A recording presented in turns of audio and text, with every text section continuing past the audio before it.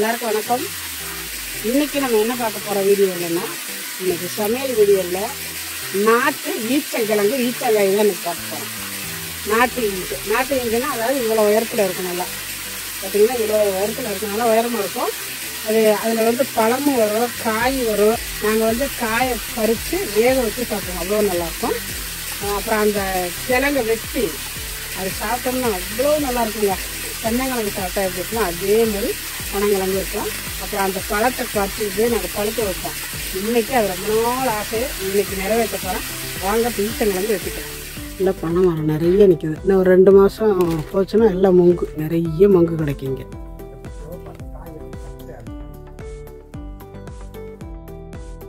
இந்த தூரில் பாருங்கள் எவ்வளவு காய் நல்லா பழுத்து இருக்குது. இன்னும் ஒரு 4-5 நாளையில நல்லா கருகருன்னு பழுத்துரும். பாருங்க எப்படி இருக்குது ஈச்சம்பழம்.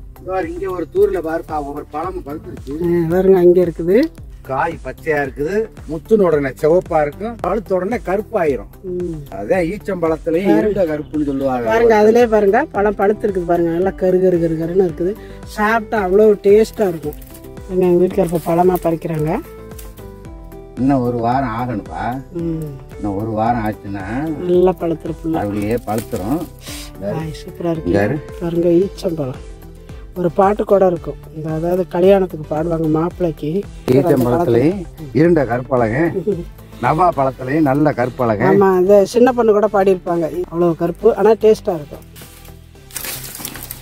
நாளைக்கு இதை பாக்குறதுக்குள்ள பழுக்கிறதுக்குள்ள பிள்ளைகளாம் புடிஞ்சிரும்ல.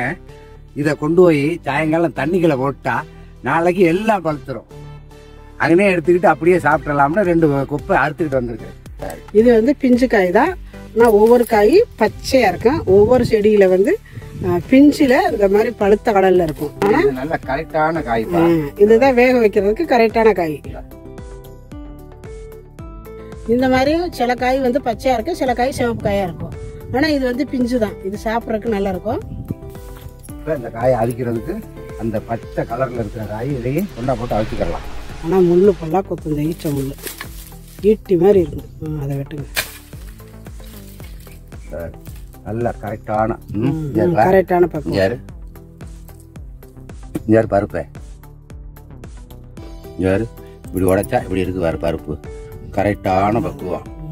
அவிச்ச உடனே திங்க பொறி மாதிரி.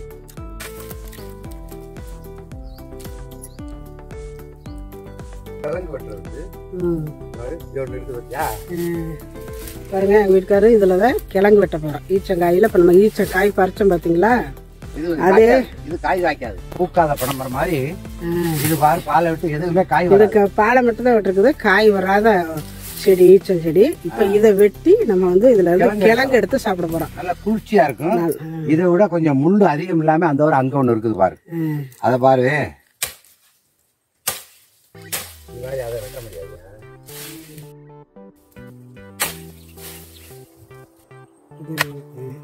இப்படியே இதோட வெட்டணும்ப்பா. இந்த இடத்துல இருக்கு கிழங்கு, இது பாதைதான் இடைஞ்சலா இருக்குது, வெட்டிடுவோம். இது ஆனா காய் காய்க்காது. சரி வெட்டுங்க.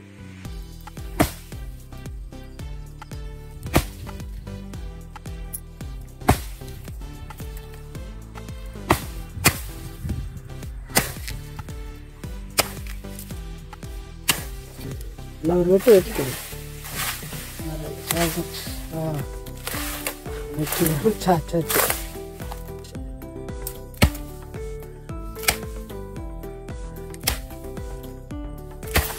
நல்ல தண்ணிப்பா, ஊர்ன தண்ணி, பாப்பாச்சி உடம்பு தண்ணி.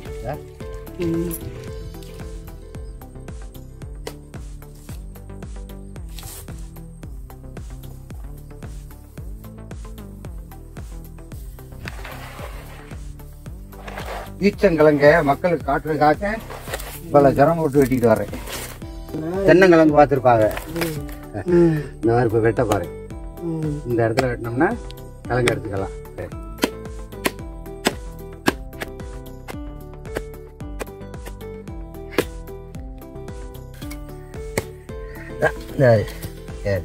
வந்துருச்சா கிழங்கு பாருங்க. கிழங்க பத்தியா அது கடிச்சு பாரு. இதுல இருந்து இங்கிட்ட எல்லாம் கிழங்குதான் உள்ளே. இந்த பாலை இருக்கையில வெட்டுனா இந்த பாலையெல்லாம் கலங்கா இருக்கும். இந்த பூரா பாலையெல்லாம் கலங்கா இருக்கும். இப்ப நம்ம காய்க்கிற நேரம் வெட்டினதுனால காயெல்லாம் அது பூத்துருச்சு. இப்ப இதுல உள்ள இருக்கிற முட்டி கிழங்கு மட்டும்தான்.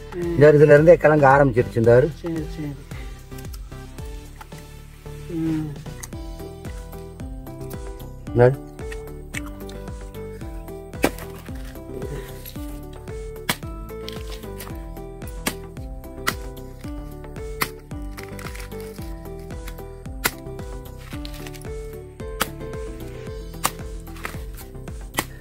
பெரிய இஞ்சி அட்டி அபூர்வமான ஒரு கிழங்குயா. நாட்டு ஈச்ச கிழங்கு. இதை திங்கிறேன்னா 2-3 நாளைக்கு கண்ணு நல்லா தெரியும். உடம்பு நல்ல விளக்கெண்ணெய் தேய்ச்சி குளிச்ச மாதிரி நல்லா ஒரு இது இருக்குது. கொஞ்சம் திங்க. ஆனா இந்த ஒரு ஈச்சங்கிழங்கு வெட்டுறதுக்கு பத்தியா எவ்வளவு வெட்டினேன்னு அவ்வளவு கஷ்டம். அதனால இதை யாரும் வெட்ட மாட்டாங்க. இப்ப இன்னும் இப்படி எடுக்கணும் ஒன்னொன்னா. பெரிய ஈஞ்சில முட்டி கிழங்கு இவ்வளவு பெருசு இருந்துச்சா, இதுதான் குருத்து கிழங்கு. அப்ப இதுல எவ்வளவு மருத்துவ குணம் இருக்குது. குளிர்ச்சியான ஒரு இது. தென்னை மரத்துல வெட்டினா தண்டி கிழங்கு இருக்கும். பனை மரத்துல எவ்வளவு பெருசு இருக்கும். ஆனா இந்த ஈஞ்சு இந்த பாலை முட்டிக்கிட்டு வர கொஞ்சம் கூட இருக்கும். பாலை முட்டிக்கிட்டு வர்ற நேரத்துல வெட்டினா நிறைய இருக்கும். இந்த பாலை விட்டு அந்த பாலை எல்லாம் காஞ்சிருச்சு. அதனால அந்த கிழங்கெல்லாம் இல்லைன்னா பாருங்க, எங்க வீட்டுக்கார கையில வச்சிருக்க அதெல்லாம் நல்லா புல்லாமே ஒடிச்சு சாப்பிடலாம். நல்லா இருக்கும். அதெல்லாம் இது புல்லாமே கிழங்காதான் இருக்கும். அதெல்லாம் வருங்க கடிக்கலாம். வருங்க இப்படி எடுக்கணும்பா. அப்படி கடிக்கலாம். நல்லா இருக்கு. முறுக்கு முறுக்கு நல்லா இருக்கு.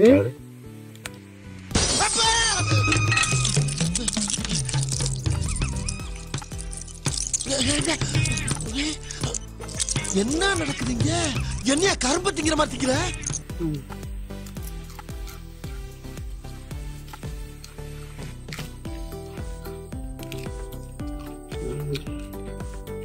அவ்வளவு நல்லா இருக்குப்பா. வீட்டுக்காரர் ரொம்ப கஷ்டப்பட்டு முள்ளுக்கிட போய் வெட்டி பாவா கொஞ்சம் சாப்பிட்டாங்க. பாருங்க நல்லா இருக்கு. நல்லா முறுக்கு முறுக்குன்னு இருக்கு. நானும் சாப்பிட போறேன்.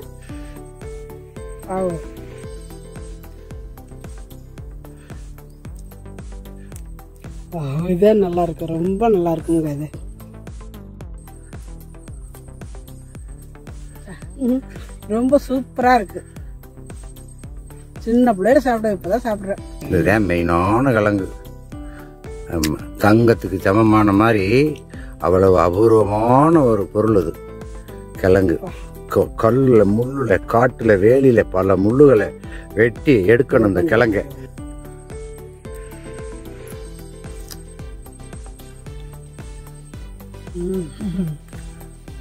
அதாவது தென்னங்கிழங்கு சீக்கிரம் காரி போயிடுது. அவ்வளவு சீக்கிரம் காராது. ரொம்ப நல்லா இருக்கும்.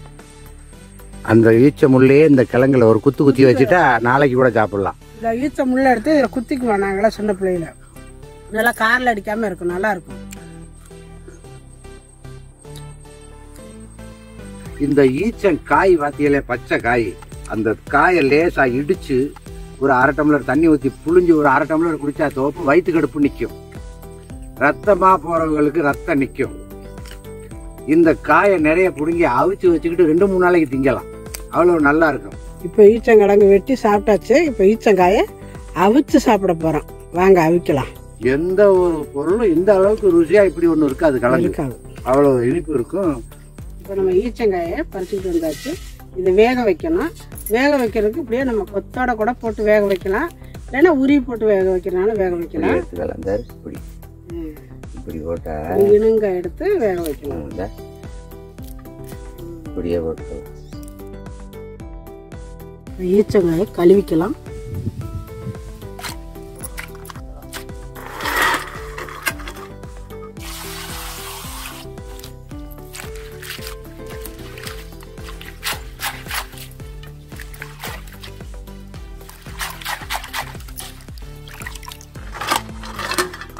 காம்பாடை போட்டிங்கன்னா ரொம்ப நல்லது. கொஞ்சமாக தண்ணி ஊற்றிக்கலாம். கொஞ்சமாக உப்பு. அவ்வளோதான். இதுக்கு வேறு எதுவுமே தேவையில்லை.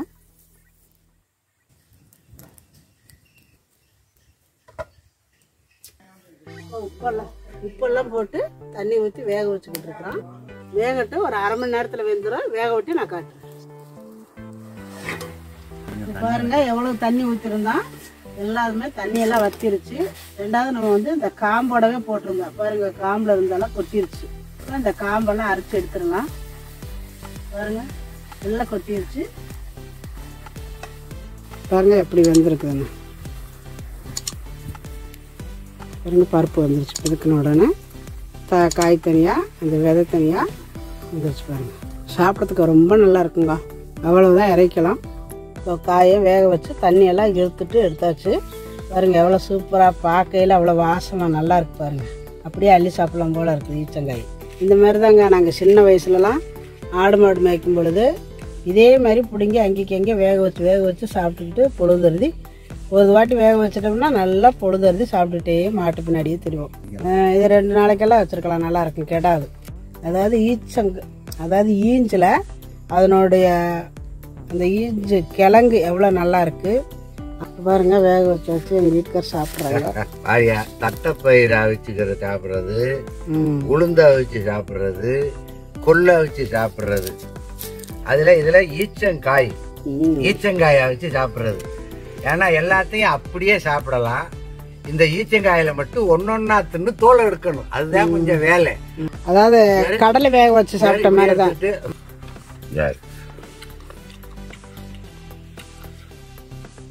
இப்படி எடுத்து வாய்க்கில் பிதுக்கி விட்டுறணும். அப்படியே கொஞ்சோண்டு அப்படி எடுத்து வாய்க்கில் பிதுக்கி விட்டுட்டு தின்னுக்கிட்டே இருக்க வேண்டியதேன். உரிச்ச விதையெல்லாம் எப்படி இருக்கு பாருங்க. நல்லா இருக்கும், சாப்பிட்றதுக்கு ரொம்ப சூப்பராக இருக்கும். அதாவது நம்ம அரிசியை வந்து ஊற வச்சு சாப்பிட்டா எப்படி இருக்குமோ அது மாதிரி நல்லா இருக்கும் சாப்பிட்றதுக்கு. நல்லா வெந்திருக்குது. அது ஒரு வித்தியாசமான டேஸ்ட்டுப்பா. இது ஒரு மாதிரி இருக்கும். இந்த மாதிரி சாப்பிடும்போது ரொம்ப நல்லா இருக்கும். அங்கே பறிச்சுக்கிட்டு வந்த செங்காய் 1 பழம் 2 பழம் படுத்துருந்துச்சு. அதனால நாளைக்கு போய் அந்த காட்டுக்குள்ளே அலைய வேண்டாம்னு ஒரு 3 கொப்பை ஒடிச்சுக்கிட்டு வந்தோம். இதை தண்ணிக்குள்ள போட்டோம்னா நாளைக்கு எடுத்து பார்த்தோம்னா எவ்வளவு பழுத்துருக்குதுன்னு பார்ப்போம். பாதி எழுதி பழுத்துரும். இந்த மாதிரி தண்ணிக்குள்ள போட்டு வச்சுருவோம் நாங்கள்லாம். முதல்ல மறுநாள் எடுத்து பார்த்தோம்னா நல்லா பழுத்துருக்கும். இப்போ தண்ணிக்குள்ளே கிடக்கட்டும். காலையில் பார்க்கலாம் எவ்வளோ பழுத்துருக்குதுன்னு. ஈச்சம்பழத்தை தண்ணிக்குள்ளே போட்டிருந்தோம். இப்போ பாருங்கள் எப்படி பழுத்து நிற்கிது. 3/4 பழுத்துருக்கு. இன்னும் 1 நாள் இருந்தால் இன்னும் நல்லா பழுத்துரும். சரிங்களா?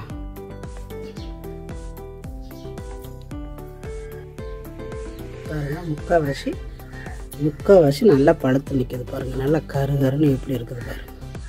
நல்லா பழத்தில் பிடிக்கிட்டு வந்து போட்டால் ஒரே நாளையில் தண்ணிக்குள்ளே போட்டோடனே இன்றைக்கி சாயந்தரம் தண்ணிக்குள்ளே போட்டு காலையில் எடுத்தோம்னா நல்லா பழுத்துரும். முக்கால் பழத்தில் போட்டோம்னா ஒரு 2 நாளைக்கு தண்ணிக்குள்ளே போட்டுருக்கணும். இன்னும் 1 நாளைக்கு அப்படியே வச்சுருந்தோம்னா நல்லா ஃபுல்லாமே பழுத்துரும், கருன்னு வந்துடும். இதெல்லாம் நல்லா சாப்பிடுவோம். அப்புறம் இதெல்லாம் எடுத்து ஒரு டம்ளரில் போட்டு டம்ளர் இவ்வளோன்னு போய் விற்கிறது. அப்போல்லாம் ரொம்ப டேஸ்ட்டாக இருக்கும்.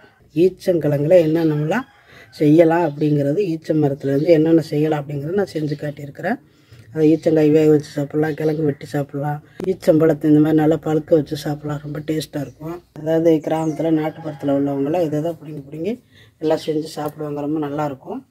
இந்த வீடியோவை பார்த்துட்டு எப்படி இருக்குன்னு எனக்கு கமெண்ட்டில் சொல்லுங்கள். இந்த வீடியோ பிடிச்சிருந்தா லைக் பண்ணுங்கள், ஷேர் பண்ணுங்கள். செட்டிநாடு சமையலுக்கு சப்ஸ்கிரைப் பண்ணுங்கள். நன்றி.